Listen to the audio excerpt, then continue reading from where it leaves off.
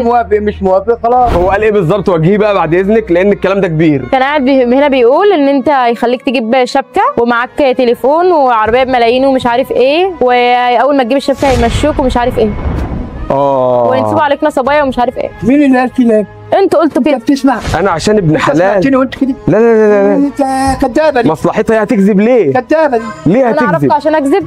يا ابني والجواز عرض وطلب، عايز البنت اللي قلناها عايز انت عايز خلاص. ليه؟ ممكن تكوني غيرانه عادي يعني عشان تسمعي انت غيرانه. غير من مين؟ اللي هو واحد غني كان. بس انا الكلام ده كله مش جاي معايا. مع السلامه. كده يا بنت بوصلنا الجوازه كده.